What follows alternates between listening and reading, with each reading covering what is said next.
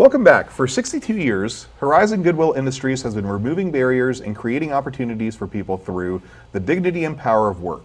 Tonight, we're pleased to welcome Executive Director of Horizon Goodwill Industries, Mr. John McCain, to talk with us in greater detail about what Goodwill does to serve the community. Welcome, John. Thank you. Thank you for having me. So, I realize that Goodwill does a lot of very, very good work. But I think our viewers, as well as some of the panel members really here, would appreciate hearing a little bit more about your mission and kind of how you guys help the community. Well, simply stated, our mission is removing barriers, creating opportunities. And what we find is that a lot of people, in order to get into the workforce, have one or more barriers that are so significant they're not able to overcome them by themselves. So they come to someone like Goodwill, who would help them remove those barriers to gaining employment. Those barriers can come in any number of ways. You could have a disability, and that disability could be physical, it could be mental, it could be emotional. You could have a background of incarceration, or you're battling a substance abuse issue. There's a lot of times where people don't understand, if they've never worked before, how the rules of work are different from the rules of everything else that they do. So how to get along in the workplace, and Goodwill helps with that.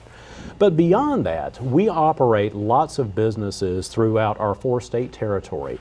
Of course, everyone's familiar with our 18 stores that we have, but we also operate custodial contracts, we operate mailroom contracts, we have some kitting and some, what do we call, Assembly, sub-assembly, those types of things. And what that does is that creates an opportunity for a direct work experience that they wouldn't have otherwise. There's an old canard about how, you need, to get a job, you need experience. But to get experience, you need a job. Right. So you have to start somewhere, and a lot of folks, when they come to us, we give them that start. So when they go to talk to another employer, we can say, look, I was at 6 months with Goodwill on a paid training program. So I do have a background, I do have a work history.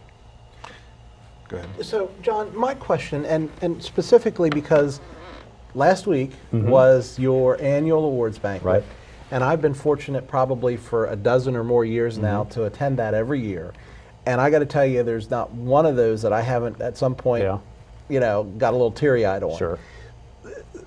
What interests me is it's not only a partnership with the employees, with the clients, but it's also a partnership in the business community to provide these jobs. Right. Can you talk about some of the awards, just very briefly, that were given away, or at least some of the big ones? Sure. So 2 of our award winners, an Employer of the Year and Mission Partner of the Year, were companies out in our western region, the Cumberland area, American Woodmark, and locally a company called Rancor.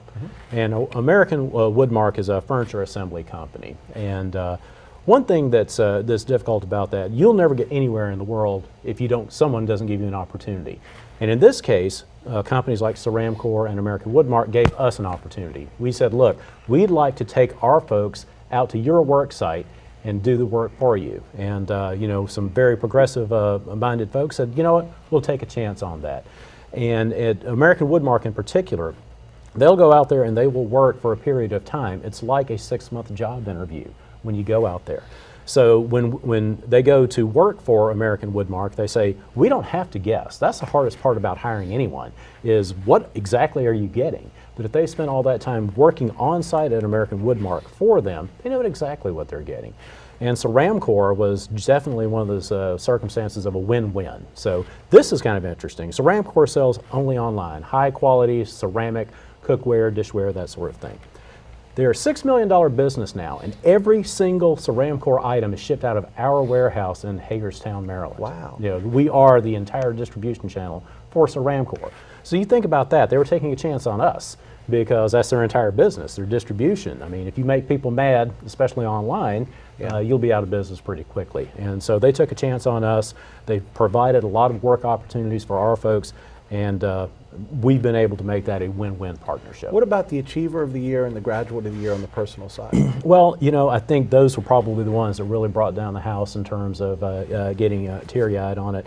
Ryan, one of the Achievers of the Year, works at our custodial contract over at Fort Detrick. He's a former Marine. I don't want to offend any Marines. It may not be, former may not be he's an inactive Marine. We'll put it to you that way. And he was involved in an accident, lost the use of his right arm and right foot, but he's been working with us for a couple of years now, and he's regained some motion, and he is actually a role model of employees out there for our custodial contract. Our graduate of the year, and a graduate of the year is someone who came to us for services, has moved beyond those services and out into full competitive workforce. Lindsay is just an amazing, amazing story. She will tell you herself she had some issues with substance abuse and a history of incarceration, and that's a difficult thing to come back from. It really is. But you want to talk about taking a chance. Last January of 2016, we entered into a partnership with an organization called AMVETS, and AMVETS is the largest veterans organization open to all veterans. So it's not like a Veterans of Foreign War or anything like that. It's a large veterans support organization. They have a grant to employ a certain number of veterans every year. They partnered with us, the first partnership of its kind with AMVETS and Goodwill, to help veterans find jobs. And Lindsay, our graduate of the year, was put in charge of that fledgling program. So she came in and made such an impression over the time that she was there and that she was in our work training experience program. We said, you know what, we have faith in you. We trust you to do this.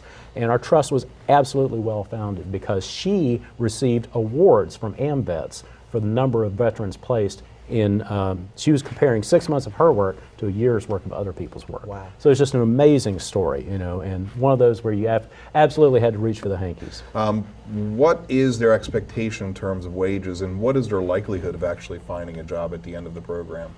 Well, a lot depends on where you are in the process. All right, some people just need a little help, some people need a lot of help. Unfortunately, in some cases, we have to say you're a little bit further behind than what we thought. If you have an active substance abuse problem, there's not anyone out there that's going to hire you. Right. So we have to say, let's go take care of that first, then come back. I would say that your likelihood of getting work is pretty high. A lot of times you just want to come to us to get into an education program, for example. So we have partnerships with people like the Allegheny College of Maryland, the Lord Fairfax Community College in Virginia. And so what we want to do is try to work it through so you can get into one of their trades programs. So that's also another outcome. Gotcha. Tom? Yeah, I just had a question. My son actually worked for Goodwill. Oh, fantastic. And but the one thing that I noticed, it was good for him for the social experience. He's autistic.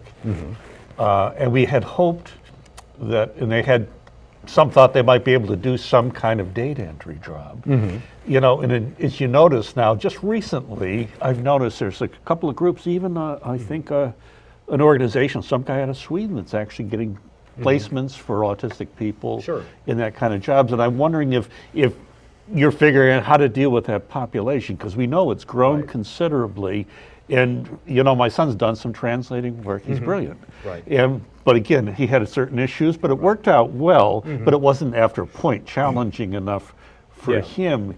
And I just wondered if you're, looking toward the future, whether you have any plans for that population. Well, absolutely, and it's a population that we do serve currently, and so a lot of that has, you work with a person, someone on the spectrum, for example, but you also work with their employer. All right. So, for example, we'll place. We have a gentleman placed with a local auto dealer, and we talked to the auto dealer and said, "Look, here are the challenges you're going to face." Okay. And this particular person has a hearing impairment. He ended up teaching the other people at the dealership sign language. So a lot of that is working with the employers as well as with the person being exactly. But I know it's kind of a little different niche for those kind of employees, and it's something I realize it's only come to the fore more recently. And my son is of the age that he was just on the cusp of everything that's developing. So, but that I just wanted to see how that was going. John, combination numbers, if you look at employees that are outclassified, non-client employees and client employees, at any given time, how many people is Goodwill employing through Horizon? Well, at any given time, we probably have around 600 people on the payroll. And of those, we're probably around 300, maybe 250 are what we call our non-client employees. But in any given year, we also cut paychecks to over 1,000 people. So we cycle people in throughout the year. So from an economic perspective, do you have any feel for what the economic impact of Horizon Goodwill on the Western Maryland counties? And I know you're down into Virginia Right. and West Virginia as Right. well. But do you have a feel for that? Well, so I'm not an economist, and I don't understand things like the money multiplier, except Okay. it makes it sound really, really good. It does sound good. But you know, I would say that in Maryland, at least, we probably spend on the order of about $10 million a year, about 80% of which is in wages and benefits, and those things stay in the community, and those things get rolled in the community multiple times. So don't know what the money multipliers are, but over the course of a year, obviously, that's going to roll to a lot of different folks. So, as an organization, do you normally operate, as it were, in the black, or are you relying on external donations? What does your business model kind of look like? Well, I would say that if you consider the value of the goods that are donated to us, about 85% of our revenue is donated, if you want to look at it from that perspective. We don't get a lot of cash donations, although one of the things we started to do is ask people if your purchase is $9.50, we ask, hey, would you round that up to $10? And so we generate a few extra funds that way. But we also have some government funds that we use for various programs that are state funded or federal funded as well. But the reality is, you're kind of what I used to term the uncharity, because we're not going to see you out doing all kinds of different fundraisers and so forth.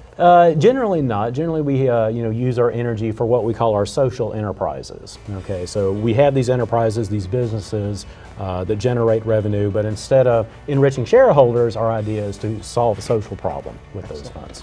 Excellent. Well, thank you very much for joining us on the show. Thank you. Up next, Fast Five. Stay tuned.